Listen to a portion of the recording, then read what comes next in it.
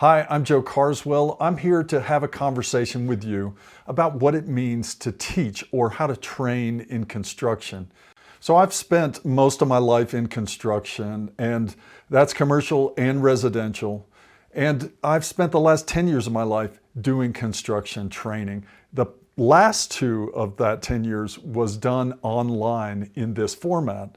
So I have some experience to share with you and some words of wisdom about this thing, this teaching process, and how to master your classroom. So everything we're talking about here today goes back to one simple concept.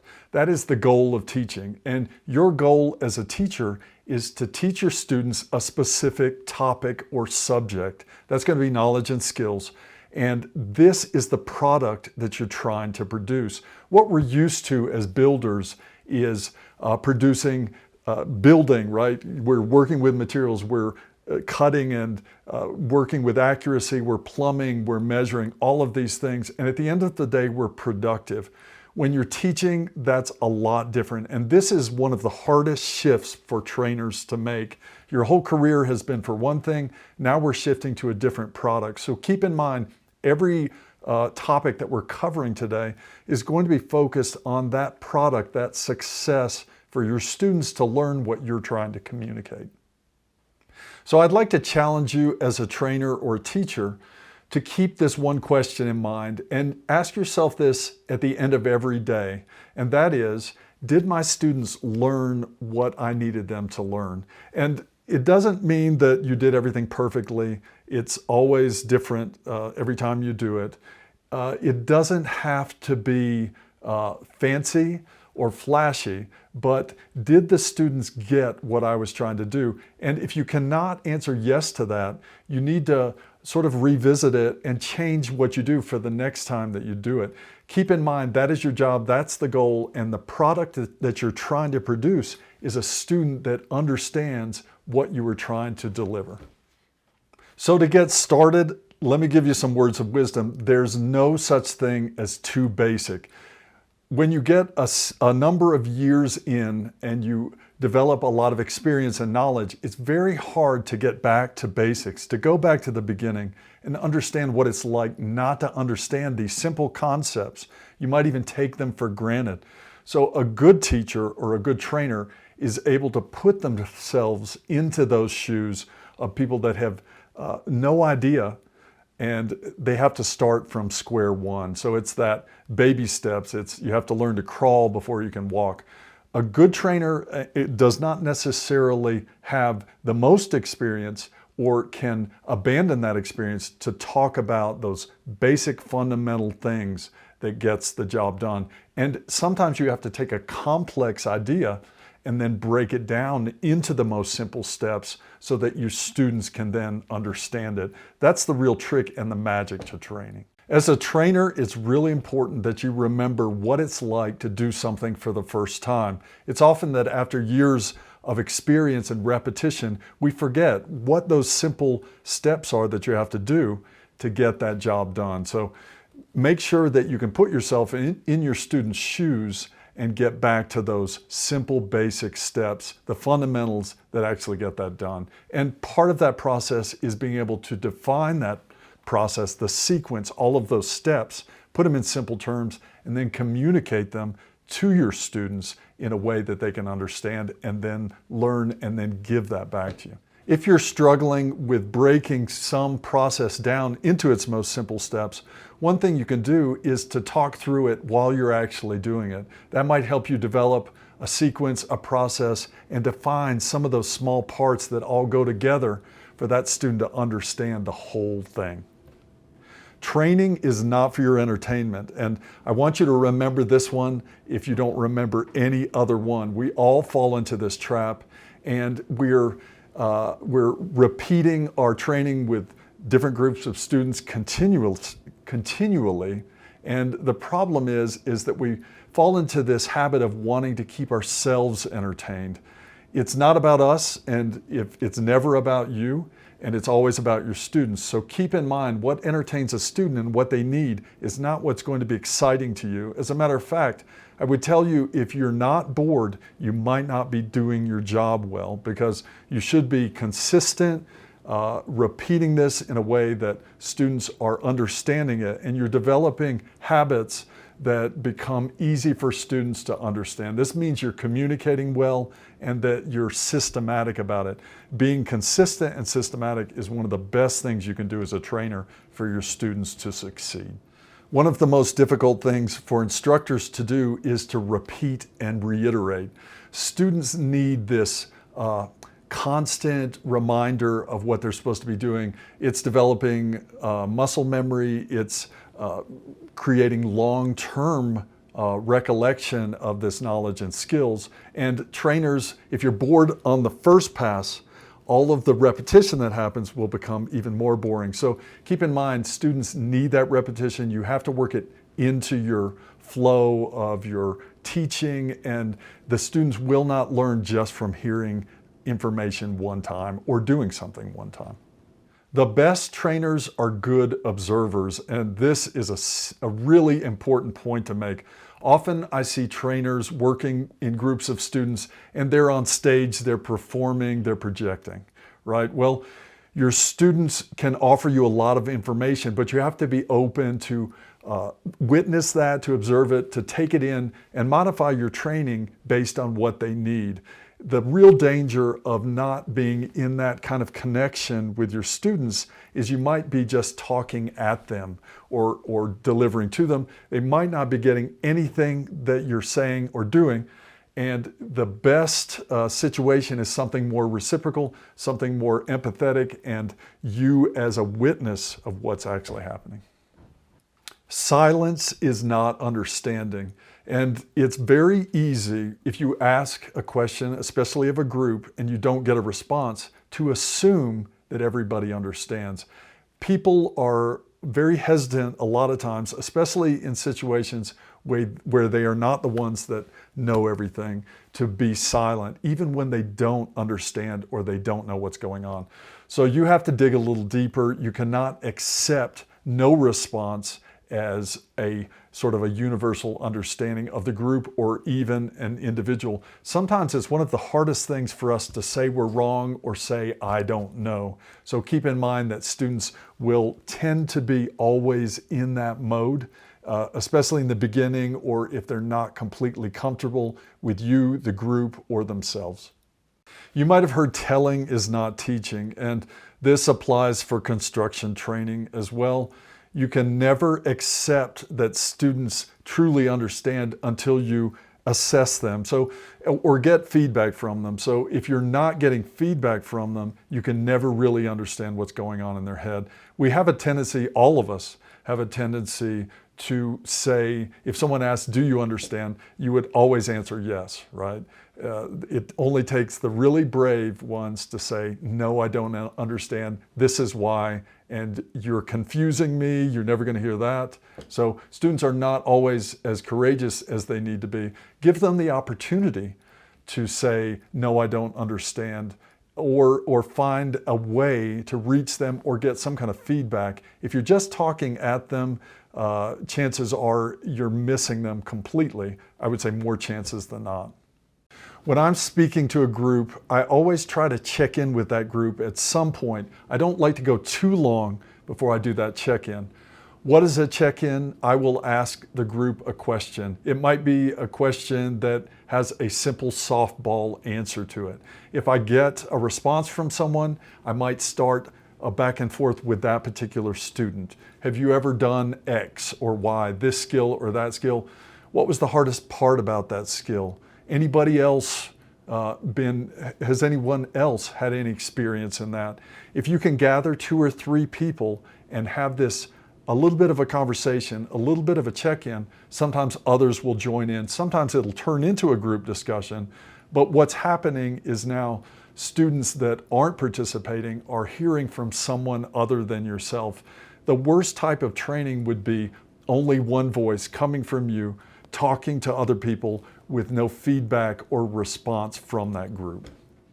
So it doesn't matter what you've told the students. In the end, it only matters what they heard, learned, and can remember. You have to learn about your students. So how do students learn? That's a great question. So the 3 types of learners are auditory learners, visual learners, and kinesthetic learners. Kinesthetic is a fancy word for hands-on, and that's a term we all know. So some people learn by seeing it, right? Visual cues. Some people learn by hearing it. They must hear it to absorb it. And if you're a hands-on learner, you literally need to manipulate it with your hands. You have to be involved with it before you can actually get the whole thing to work for you. So if you knew that all of your group were auditory learners, you could just talk to them. They would gather that information just fine. If they were all visual learners, all you would need would be visual aids. If they were hands-on, you could do the same thing. The problem is everybody's a mix of all of these things. So that leaves you with the responsibility as a trainer to perform all three of these at once. And this can be a little daunting at first if you're not used to it, but what it amounts to is just a teaching style that includes not only your spoken voice and the voice of others, it also has to have visual aids. This is important for that section of that group that needs it. And at some point, there has to be hands-on components for all of this group to really understand what they're supposed to be doing. Not only do you need to be able to identify or service what type of learner the entire group or each student is, you need to understand their personalities. This is where it becomes very challenging but very rewarding. You get to know your students. Are they introverts? Are they extroverts? Are they going to participate, or are they always going to be holding back on you? Are they independent workers? Are they dependent workers? Do they work in a group? All of this in your setup of your classroom can work towards success or really cause you problems.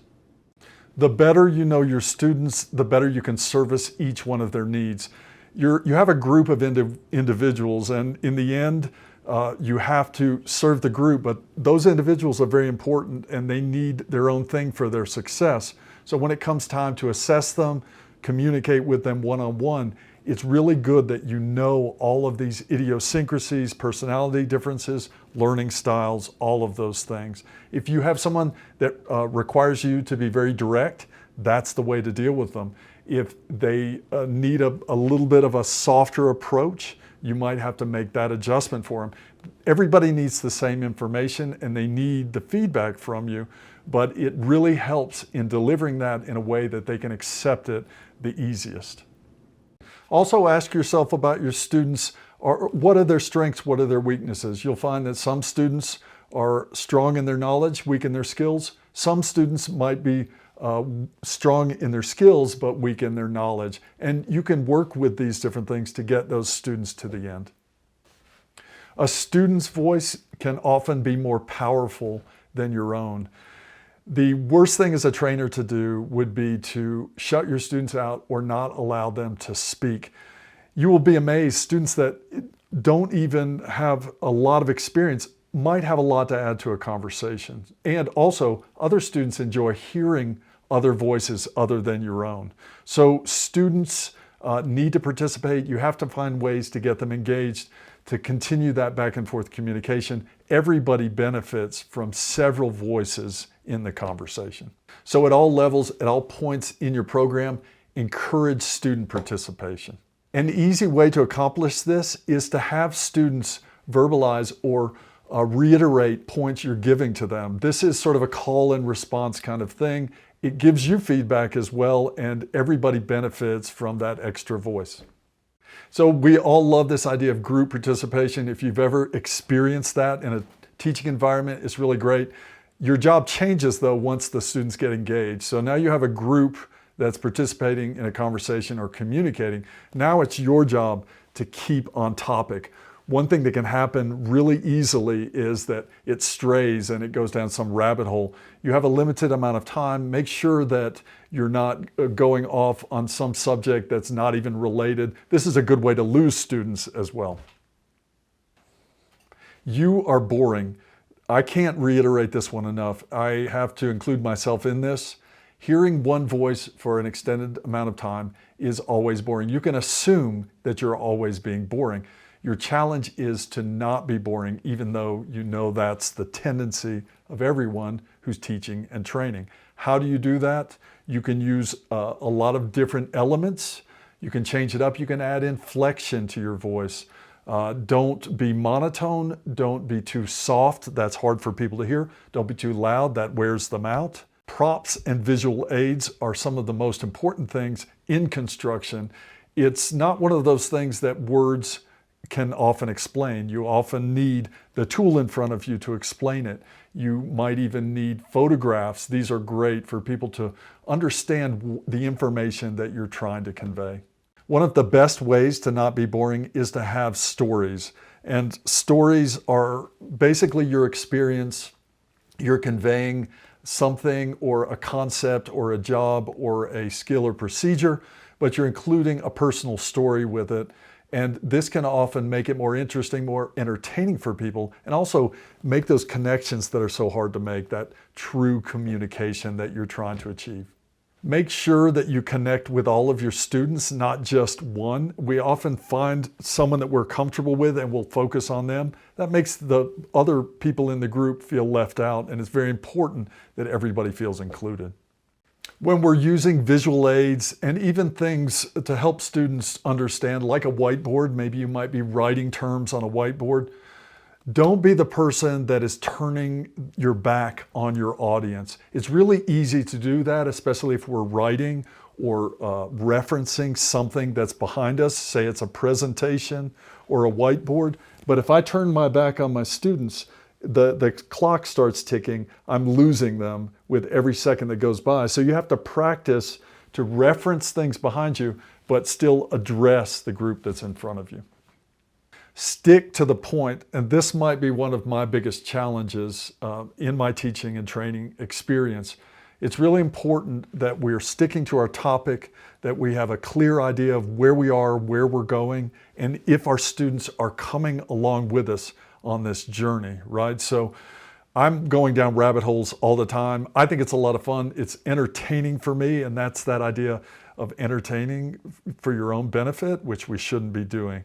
So keep in mind, check in with your students. They will tell you, believe me, if you're losing them, it's very easy. If you're observing them, like we talked about, you can see them dropping out. At that point, it's really important that you're going to adjust and get back to where that simple thing that you were trying to explain is.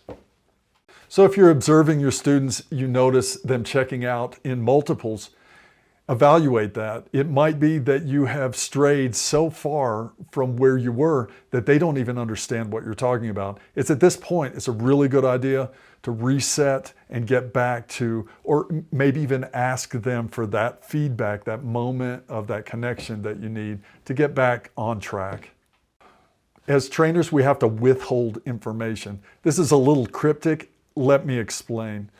So you have a vast amount of knowledge, probably decades worth of experience, and students in their current situation of not really knowing a whole lot don't need all of that information. So one of our biggest challenges as trainers is filtering out what they really need as opposed to what we know.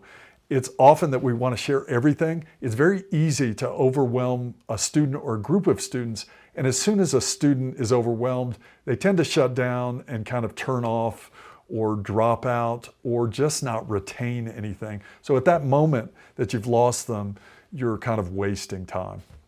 Remember always, it's not about what you say, it's about what they learn. And if you're using terms that they don't understand, you're getting ahead of yourself.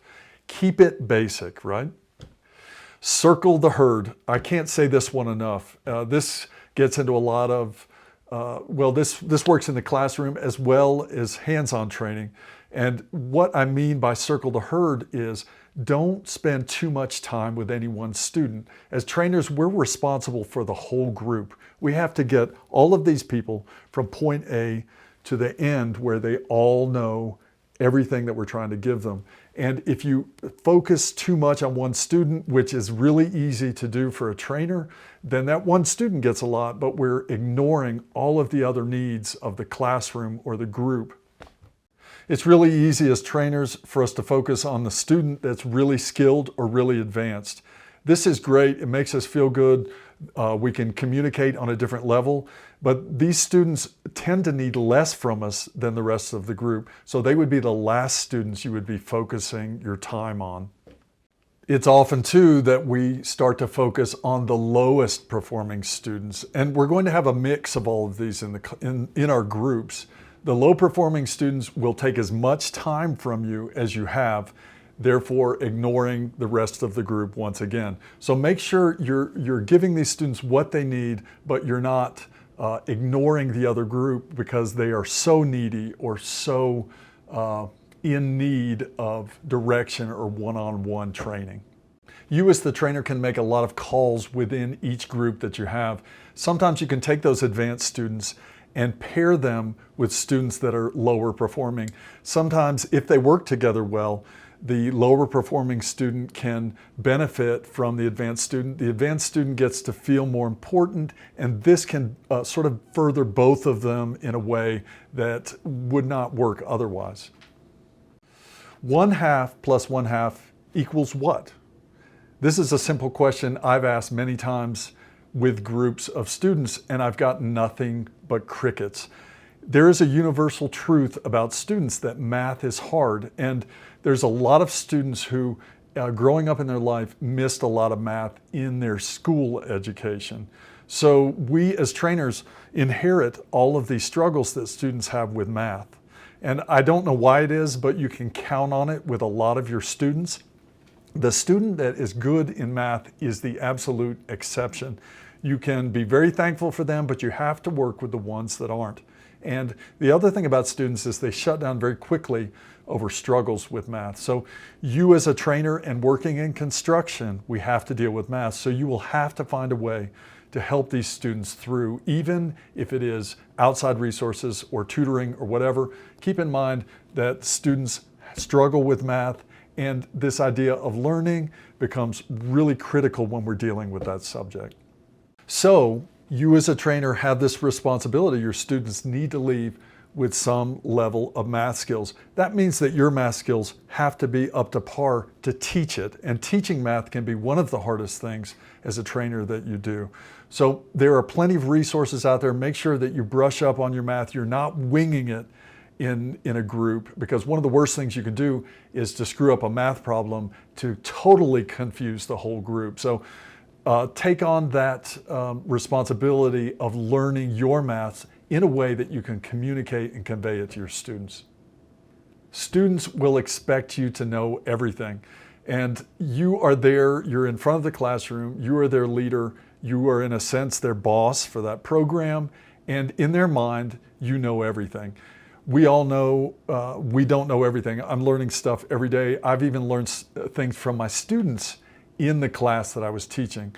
But it puts you in a position of responsibility that you have to be a good example. You have to lead by example. You have to be prepared for the topic that you're teaching. It's very easy to lose your students if you don't come across as the authority in whatever you're teaching. I have witnessed programs where a student had to take over a roofing exercise because the instructor had not done their homework. And it's just one of the most important things, that you're prepared for the subject or the topic that you're teaching. Also consider that everything you do is being observed by your students. You are an example there in the program, especially when it comes to safety and creating best practice, quality work. They're looking to you as the professional, the expert, and if they see you do something, chances are, just like raising children, they will duplicate it or perform that just like they saw you do it once they get out of the program. So keep in mind the importance of that. If you're in a situation, and I've been in this situation before, where you had a student ask you a question during a session, you didn't know the answer for it. You don't necessarily have to say, I don't know, but you could always revisit that later, maybe in a later date. If it's pertinent to the topic, it's a good thing to revisit it. Students will generally be very receptive to that new information, and everybody can learn something, even yourself, in that situation. Consider yourself in relation to your students the leader of that group. That's the way they're looking at you, and you should never for a moment forget that. That has to do with how you relate to them as well. Also, you can kind of think in your mind, kind of as their boss. This is good job training. So they're going to end up, hopefully, in a job doing this, whatever they're learning. And the example of the boss or the leader is very important. If you slip out of that role, even temporarily, you can lose respect of your students, or you can lose control of the group. It's really important that you are the boss, you make the calls, and they're looking to you for every step of every session as to what to do and what do they need to know and how to get to the end of it. They have their trust in you, they're investing their time. They want to make sure that it is useful, productive time, and that they're going to arrive at success at the end of that. And you can measure your success by their success. So we've talked about how to work as a trainer and how students work to learn in the classroom. I want to get into student expectations and what they're actually producing while they're learning construction. What is the level of quality they can produce? And I'd say that quality is relative. What you expect or have expected in the field will not be produced from your students. That is a given. You might be pleasantly surprised here and there, but you have to remember what it's like to do something for the first time. So you have to lower your expectations and understand that students will not be able to produce that professional level result. That's not a reflection on you or the student. It's just a factor of how many times have I performed this task, and it's only through repetition that you can achieve that quality. It is built into the system that failures are necessary to learn from. So understand that your students might make a mess of something the first time, but there is a takeaway from that that you can help them through. They can get feedback from that and hopefully produce something better the next time based on that failure. When you're building, doing skills exercise, doing the hands-on activities, always plan for more time than you think. Once again, we're going back to our field experience, and our professional experience tells us that productivity will produce something in X amount of time. All that goes out the window when we're talking about students, and the learning process slows everything down. You might have to shut the whole thing down, tell everybody as a group something important, and then it continues. So if you don't work that into the program, you're going to water down the whole activity thing by just blowing through it, and nobody's going to get anything out of it. That leads me to productivity, and productivity comes from practice. It's only through this repetition and failure and evolution that people can actually get to a productive state. I don't like to teach for productivity. You can teach concepts, but it's very difficult for students to physically do that while they're in the program. So keep that in mind. That's a complete disconnect from our professional life to the classroom. A simple way to say it is that speed will come from repetition. It's all about the job. This training experience should focus on that end goal. The product that you're trying to produce is a student that is able and capable and knowledgeable to perform a specific job once they leave the program. If you keep this in mind, it should drive, dictate, and kind of steer you to getting those students to that. You can measure your own success, as I mentioned before, based on the readiness of your students by the end of the program, and also it will help define what those students need from you during all of those steps of your training. So we've been through a lot of topics here. I hope you go back and review them. They're all very important, but I can boil this down to one simple thing, and that is, at the end of the day, or at the end of the program, if your students have not learned what they were supposed to learn, you've not done your job. And it doesn't really matter how much fun the program was, how much building happened.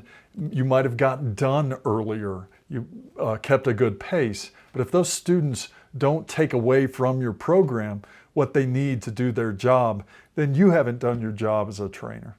Thank you for the work you do. I know that training, especially in construction, is not an easy job. It's a complete shift from our professional life, and it's a challenge every day in a whole different set of ways. But once again, thank you for the work you're doing. You're producing our future workers, and keep in mind that your students that you're working with are our most important thing every day of this job.